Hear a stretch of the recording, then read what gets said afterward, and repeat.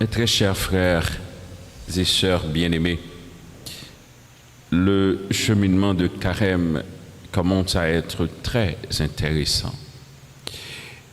Alors de grâce, nous allons nous rendre un service. Je dis de grâce, laissez-vous grandir avec ce temps de grâce et de bénédiction. Je m'invite nous toutes et nous chaque, nous grandir pendant temps ça. Même s'il t'a mandé en pile, mais chaque jour, tirer à travers la parole proclamée, même une parcelle de ce qui est dit, juste pour que nous soyons capables de faire de ce temps de carême un temps de ressourcement spirituel, s'il vous plaît. Parce que le temps de carême nous propose cela comme chrétiens. Et c'est ce que Dieu nous donne à expérimenter à travers son Église. La grâce infinie, incommensurable de son amour miséricordieux. Le Seigneur Dieu nous dicte et même décrit pour nous comment nous devons nous comporter pour être bons. Ça m'a dit nous là, c'est très important. Si en tant que chrétien, moi-même avec vous, nous te mettez en pile attention sur ce que dit l'Écriture, il est impossible pour nous pas bon. Il est impossible pour nous pas faire plaisir, bon Dieu. Il est impossible pour nous pas arriver marcher dans la droiture.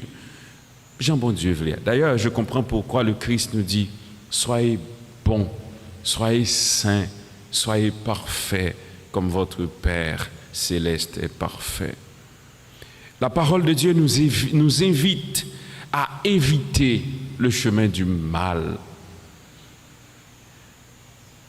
Voilà pourquoi Dieu, à travers sa parole, nous demande de nous mettre à l'écoute de cette parole vivante. Écoutez, peuple moyen. Écoutez, ça m'a dit nous. Nous, on a tellement de difficultés à nous mettre à l'écoute de Dieu. Nous avons tellement de difficultés pour nous tendre vraiment. Pour qui ça? Pour qui ça nous pas tendre? Pour qui ça nous pas accepter? Et je regarde notre quotidien et je peine à dire que trouver un petit peu mal, pas qu'on est non, mais mal à l'aise à chaque fois que m'a regardé pour qualité de tendresse que mon Dieu utilisait dans le langage pour l'aider à grandir et nous gagnons du mal à être bon. Pour autant de mal habite encore notre cœur, notre monde. Si méchant t'es détourné de péché là, à la bon ça t'a bon. Si le méchant se détourne de tous les péchés qu'il a commis, s'il observe tous mes décrets, s'il pratique le droit et la justice, c'est certain, il vivra, il ne mourra pas. Qui ça pour mon Dieu dire? Pas qu'on est, mais peut-être pas trop. Moi-même, tout le monde a déjà, je ne suis pas un grand intellectuel. Je vais utiliser des termes simples et plus que simples pour me dire ça, m'a dire. Qui ça pour mon Dieu dit?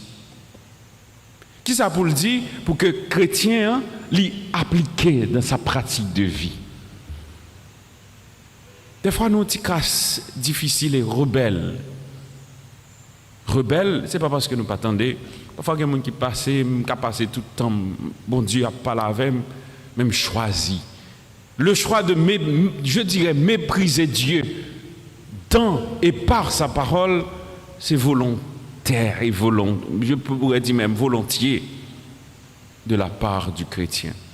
C'est parce que nous avons choisi, ça sera bon pour lui, il n'a pas choisi bon Dieu.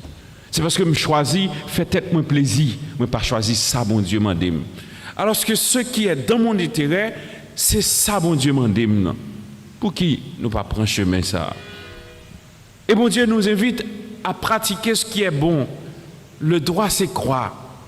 Tant qu'on nous dit, nous tous et nous chaque, nous connaissons, quand on agit avec l'autre en toute justice, nous connaissons que parole à vient joindre nous en retour. Si tu ne fais pas du bien avec l'autre, la difficile en retour pour joindre bien. Si pas agir avec l'autre en toute bonté et justice, la difficile ou même tout en retour pour joindre ça. Il était dit dans l'évangile hier. Sort ta remède fait pour moi, fais-le pour l'autre là. Est-ce que tout ça qu'a fait journée aujourd'hui, c'est ça nous ta remède fait pour nous? Pas croire. Et Jésus encore dans l'évangile, il dit nous éviter tout ça nous connaît qui cap détruit. Si votre justice ne surpasse pas celle des scribes et des pharisiens, nous ne pouvons pas entrer dans la vie que Pape Jean finit. Écoutez, vous pouvez peut-être trouver le langage de Jésus être un petit peu dur. C'est pas dur, c'est ça ou c'est pas ça. Jésus nous invite, Dieu nous invite à prendre le chemin de, je dirais même, de l'amour vrai. Il nous invite à être bons dans notre pratique de vie. Tu ne commettras pas de meurtre, nous pas de droit tuer. Moi-même, aller plus loin, dit Jésus. C'est pas meurtre seulement, nous pas de tuer. Donc, évitez de te mettre en colère contre ton frère et ta sœur. Vous savez ce que ça veut dire contre colère, être en colère? La colère peut tout. C'est pas pour cette raison que vous qualifiez parmi les 7 péchés capitaux. Péché capitaux, c'est un péché l'orphèle qui entraînait un paquet d'autres péchés avec lui. Quand tu te mets en colère contre quelqu'un, tu es capable de faire le mal, tu es capable de faire l'abus, tu es capable même de faire tête au mal. Et Jésus m'a donné pour nous patients, non, j'en ai vivre avec moun. Des fois, on s'entretue pour rien. Des fois, on prend moun, nous voyons l'air, nous ne pas même attraper. Pour qui ça? Tout simplement parce qu'on est orgueilleux. Mes sœurs, mes frères, Jésus nous invite non seulement à le tolérant, non? Oui, il invite nous des fois pour nous dire grâce tolérant, même dans bêtise l'autre là.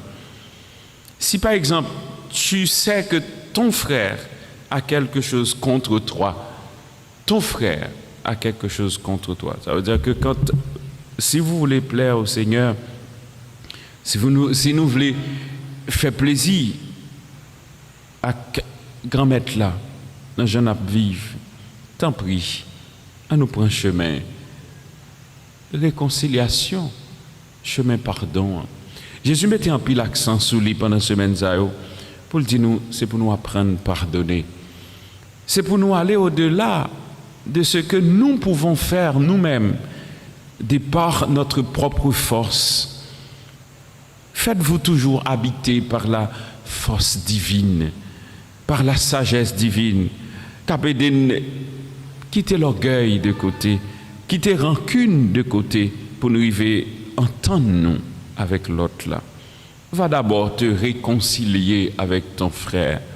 Le temps de carême nous invite, nous propose un chemin de réconciliation qui est capable des fois même, t'es capable de dire, pas tragique non, parce que l'imando pour faire violence sous tête. Accepter de se réconcilier avec quelqu'un, c'est accepter de passer l'éponge sur quelque chose qui t'a blessé, qui t'a fait du tort ou qui t'a fait du mal.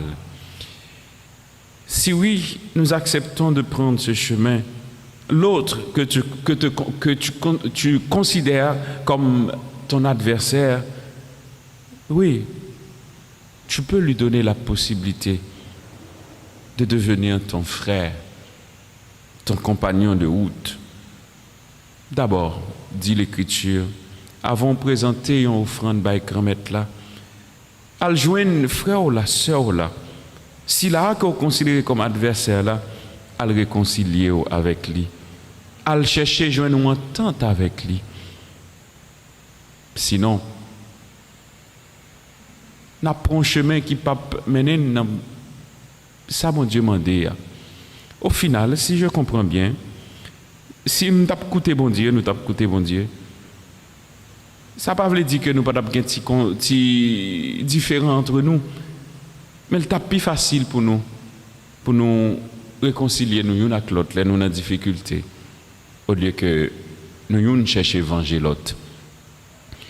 Nous avons construit une société qui bâtit sur les mains, à tête ensemble, seulement, et seulement si n'accepter le chemin de cette réconciliation que propose Dieu, mais n'accepter pardonner l'autre là. Même si on est obligé de souffrir pour capable pardonner. Que Dieu nous aide en ce temps de carême à accepter d'entrer en nous-mêmes et même à faire ce sacrifice pour recevoir la grâce que propose ce cheminement spirituel avec Dieu. Amen.